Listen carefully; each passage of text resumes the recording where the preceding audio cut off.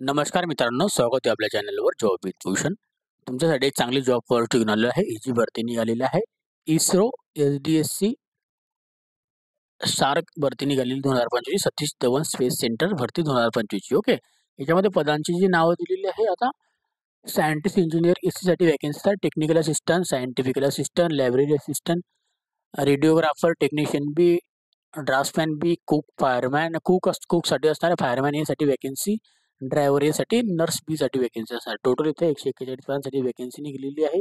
याच्यामध्ये 10वी पास, 12वी पास, नर्सिंगवाले अप्लाय करू शकता, डिप्लोमावाले अप्लाय करू शकता, आणि ग्रॅज्युएट डिग्रीवाले अप्लाय करू शकता, आणि पीजी डिग्रीवाले अप्लाय करू शकता. ओके.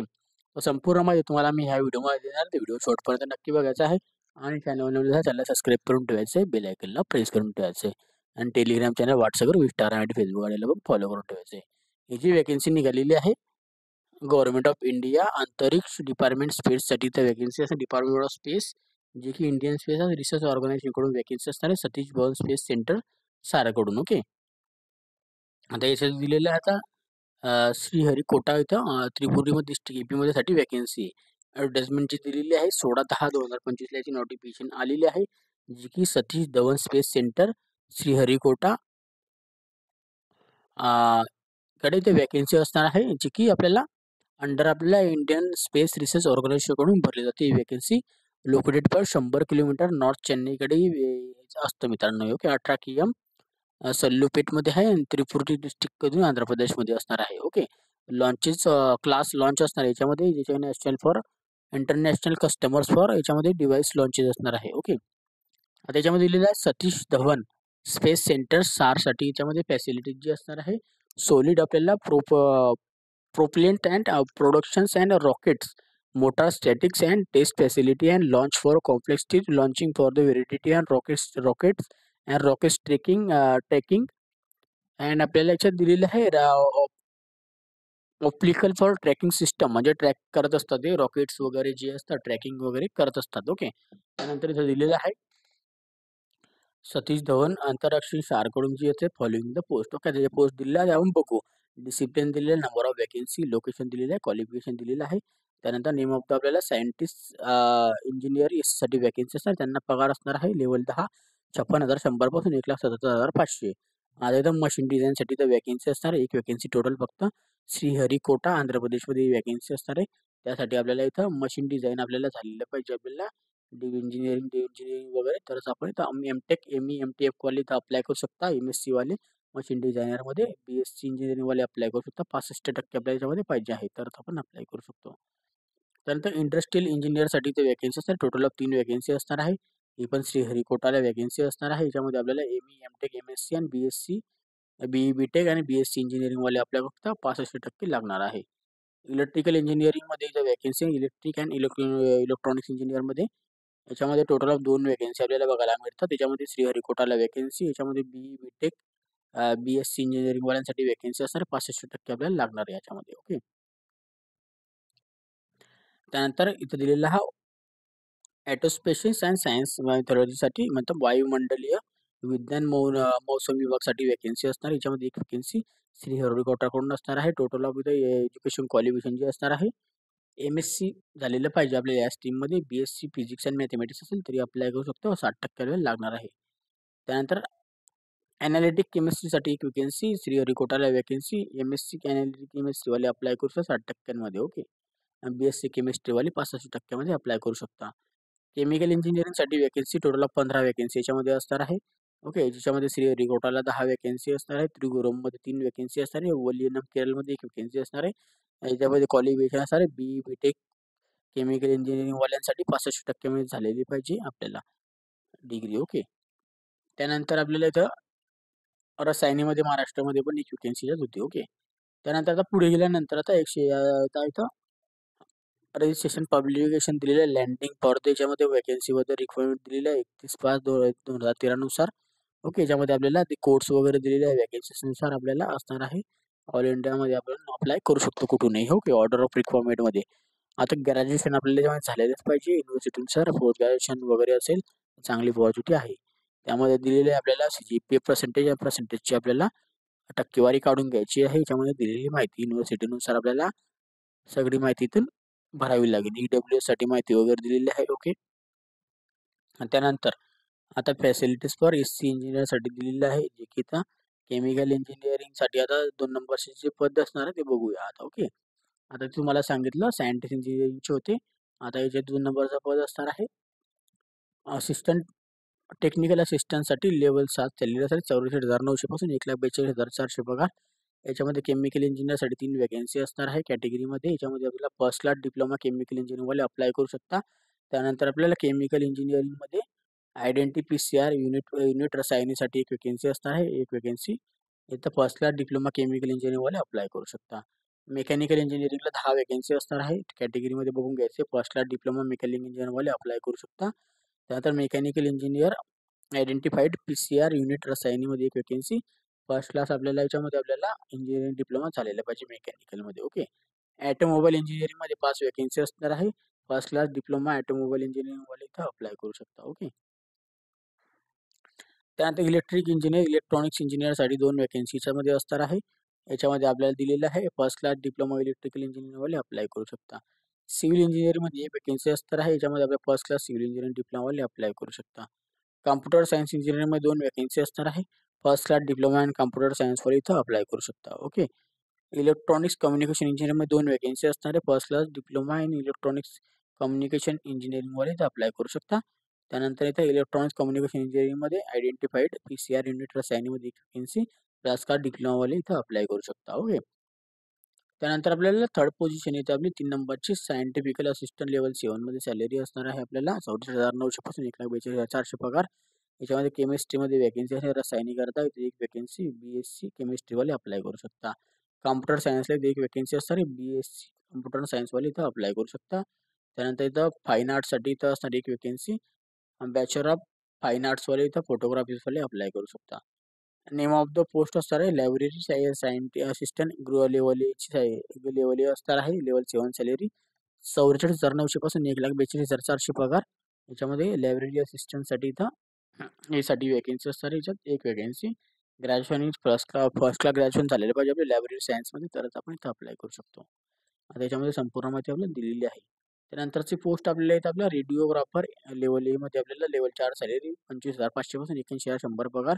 रेडिओग्राफर एला इथे एक वॅकन्सी बघायला मिळते.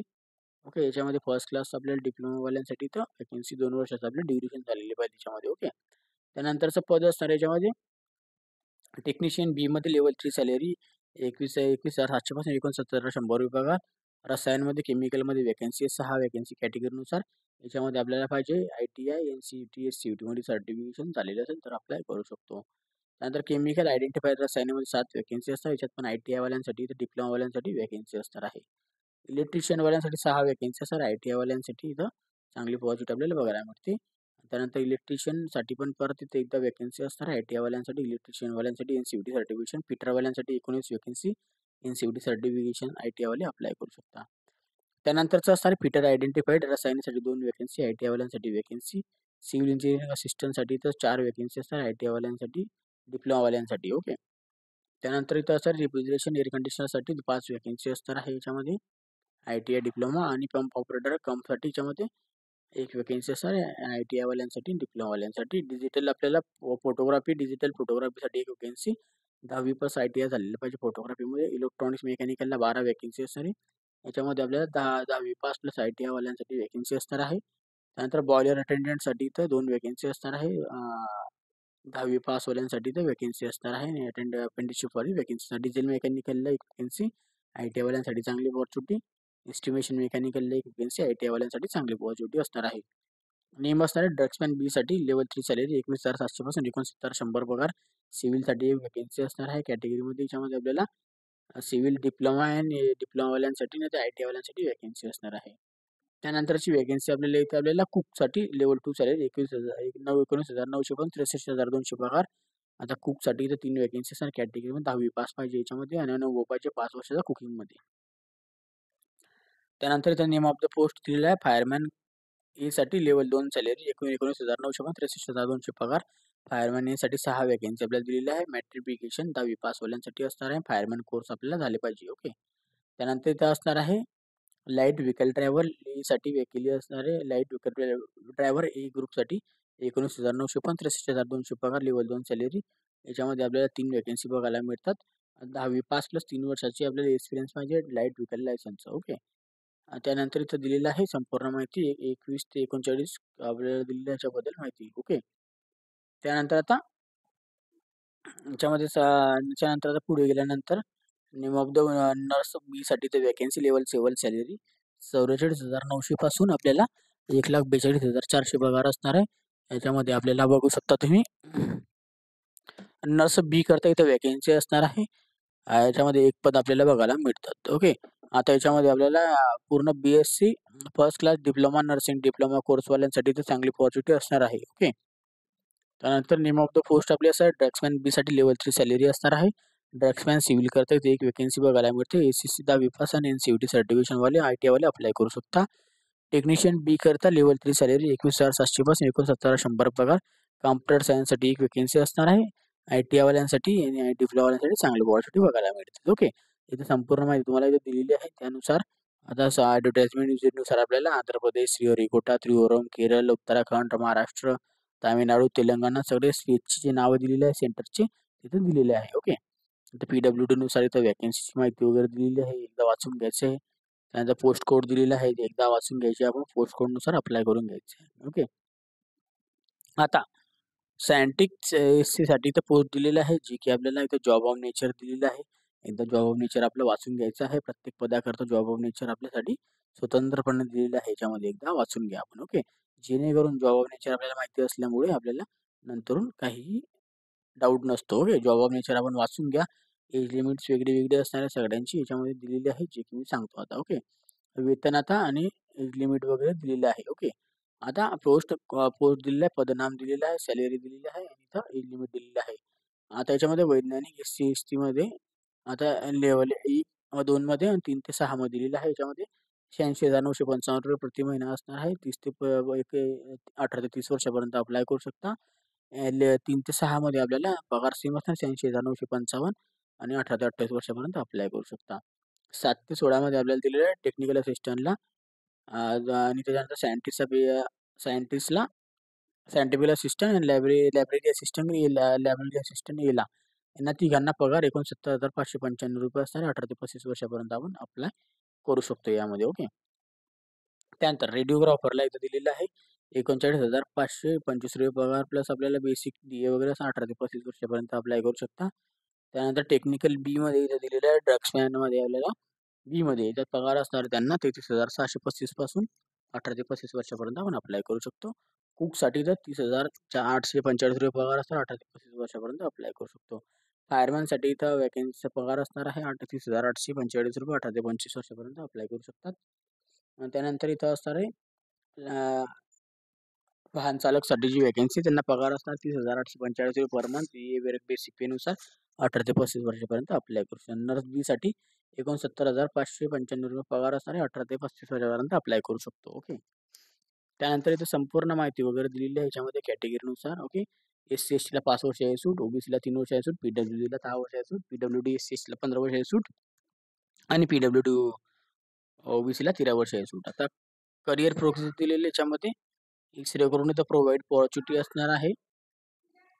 प्रोबेशन स्ट्रीम असणार आहे याच्यामध्ये अवेलेबिलिटी दिलेली आहे आपल्याला कॅन्डिडेटसाठी मेरिट लिस्ट दिलेली आहे. आवेदन दिलेलं आहे ॲप्लिकेशन फीजमध्ये आपल्याला 1 ते 20 मध्ये आपल्याला संपूर्ण ₹750 आपल्याला इथं फीज भरावी लागणार आहे. ओके. आणि बाकीच्यांना इथं ₹500 असणार आहे कॅटेगरीनुसार मध्ये. ओके. 21 ते 39 मध्ये इथं 500 असणार आहे. बाकीच्यांना ते ₹100 असणार आहे. अशा पद्धतीने दिलेलं आहे. ओके. त्यानंतर आता इथं दिलेलं आहे आपल्याला अपलोडिंग फॉर डॉक्युमेंटेशन अपलोड करायचे आहे. 6 महिन्याच्या आसपासचा आपला फोटो पाहिजे आहे. त्यानंतर सिग्नेचर अपलोड करायची आहे. त्यानंतर डॉक्युमेंट अपलोड करायचे 10वी 12वी ग्रॅज्युएट डिप्लोमा जे पण आपले असेल. ओके. त्यानंतर चेन्नई म्हणजे आता सिलेक्शन प्रोसेस जी असणार आहे सिलेक्शन प्रोसेसमध्ये जर गेले तर आपल्याला इथं असणार आहे 17 SCची रायटिंग टेस्ट होणार आहे 1:5 रेशो असणार आहे 15% वेटलेज आपला असणार आहे याच्यामध्ये दिलेलं आहे सगळ्या पदांतर इथं. ओके. एकदा आपल्याला याच्यामध्ये क्वेश्चन पेपर्स इथं टेम्पलेट दिलेलं आहे एकदा वाचून घ्यायचं आपल्याला म्हणजे आपल्याला प्रत्येक पदाकरिता एकदम समजून जाईल एकदम. ओके. याच्यामध्ये दिलेलं आहे एकदा ड्युरेशन्स वगैरे. ओके. एकदा वाचून घ्या तुम्ही एकदा तुम्हाला समजून जाईल. ओके. प्रत्येक पदाकरिता वेगळ्या वेगळ्या स्वरूपात एक्झामिनेशन असणार आहे. हे आपण एकदा वाचलं की आपल्याला समजून जातं सगळी माहिती. ओके. त्यानंतर एम्प्लॉयमेंटसाठी जर सेकंड दिलेलं आहे संपूर्ण माहिती रायटिंग टेस्टसाठी. आणि त्यानंतर आपल्याला टेस्ट दिली सगळी स्किल टेस्ट स्टडी माहिती दिलेली आहे. पदनाम आपल्याला पॅटर्न एक्झामिनेशन दिलेलं आहे. 100 मार्काची एक्झामिनेशन असणार आहे. ओके. जे की तुम्हाला तिथं वाचून घ्यायचे. निगेटिव्ह मार्किंग असणार आहे आपल्याला 1/3ची निगेटिव्ह मार्किंग असणार आहे. ओके. सगळ्या पेपरांना 100 मार्क असणार आहे बाकीच्यांना. ओके. याच्यामध्ये आपल्याला क्वालिफाईंग करायचं आहे. 50 आणि 40 मार्क दिलेले आहे याच्यामध्ये पोस्टनुसार. ओके. कॅटेगरीनुसार इथं 50 रिझर्व्ह कॅटेगरी 40 मार्क 100 पैकी आणायचे आहे. रायटिंग टेस्टमध्ये पण आपल्याला 80 मार्क असणार आहे. 35 मार्क याच्यात आणायचं आहे. 24 मार्क 80 पैकी याच्यात मागासवर्गीयांना आणायचं आहे. ओके. संपूर्ण माहिती याच्यात आपल्याला 1:5 रेशो नर्स बी करता इथं वॅकन्सी असणार आहे. चांगली अपॉर्च्युनिटी आपल्याला बघण्यात मिळते याच्यामध्ये. ओके. अशा पद्धतीचा हा हलकेवान सिलेक्शनसाठी याच्यामध्ये आपल्याला रायटिंग 120 मिनिटा टाईम आहे. 50 मार्क असणार आहे. मोटार रूल्सनुसार इंग्लिश इंग्लिश आर्ट स्टँडर्डनुसार 15 मार्क असणार. 10वीनुसार 15 मार्क असणार आहे. ओके. आणि इथं जनरल नॉलेजची 20 मार्क 100 मार्क आपल्याला पेपर होणार आहे आपला. मानदंड पास वगैरे दिलेला 50% मार्क सगळ्या सेक्शनमध्ये आपल्या आणायचं. जो पण डिपार्टमेंट तुम्ही अप्लाय करा. आणि तुमचं एक्झामिनेशन सेंटर दिलेलं आहे. चेन्नई, त्रिपुरम, बेंगळुरू, दिल्ली आणि गुंटूर. ओके. आणि इथं आपल्याला एक्झाम सेंटर फॉर ऑल पोस्टसाठी यायचं फक्त सायंटिस्ट, इंजिनियर, एससीसाठी. ओके. आता इथं ऑल इंडियाला इथं बघायला मिळतात आपल्याला 19 सिटीजमध्ये आपली एक्झामिनेशन इथं घेण्यात येणार आहे स्टेटनुसार. ओके. तर आपण इथं ऑल इंडियामध्ये देऊ शकतो एक्झामिनेशन्स वगैरे. इथं जनरल कंडक्शन्स वगैरे एकदा वाचून घ्या आपण. जेणेकरून तुम्हाला संपूर्ण जनरल इन्फॉर्मेशनमध्ये माहिती वगैरे दिलेली असते. ओके. त्यानंतर आता इथं खाली जाऊया आपण. त्यानंतर इथं खाली आल्या हाऊ टू अप्लाय हे इम्पॉर्टंट पॉईंट. तर हाऊ टू अप्लाय करण्यासाठी 16/10/2025 ते 14/11/2025 पर्यंत आपल्याला अप्लाय करायचं आहे. ओके. त्याची वेबसाईट लिंक इथं दिलेली आहे. sar.gov.in या वेबसाईटवरून अप्लाय करायचा. ईमेल ॲड्रेस, मोबाईल नंबर आपल्याला चेक करून टाकायचा. जेणेकरून तुम्हाला नोटिफिकेशन ईमेल ॲड्रेस, मोबाईल नंबरवर भेटणार आहे. आणि त्यानंतर 16/10/2025 14/10/2025 पर्यंत आपल्याला अप्लाय करून घ्यायचं आहे. तर मला इथं वेबसाईट लिंक दिलेली आहे 2-2. ओके. जर तुम्हाला काही डाऊट असेल तर मला तुम्ही कमेंट बॉक्समध्ये कमेंट करा किंवा मला Instagram, Facebookला मेसेज करा. त्याची लिंक डिस्क्रिप्शन बॉक्समध्ये मिळून जाईल. अप्लाय करण्याची लिंक तुम्हाला डिस्क्रिप्शन बॉक्समध्ये देऊन देईल. PDF फाईल डाउनलोड करायचं असेल तर टेलिग्राम चॅनल, WhatsAppवरला मी सेंड करून देईन. तिथून जाऊन तुम्ही डाउनलोड करू शकता. त्याची लिंक तुम्हाला डिस्क्रिप्शन बॉक्समध्ये देऊन देईल. ओके. काही डाऊट असेल कमेंट बॉक्समध्ये कमेंट करा. व्हिडिओ आवडला असेल लाईक करा. जास्त मित्रांना शेअर करा. चॅनल पहिल्यांदा सबस्क्राईब करा. बेल आयकॉनला प्रेस करा. डेली नवीन नवीन जॉब ऑपॉर्च्युनिटी असतो. अशा जॉब ऑपॉर्च्युनिटीसाठी भेटूया आपण आता नेक्स्ट व्हिडिओमध्ये. तोपर्यंत जय हिंद मित्रांनो. थँक्यू.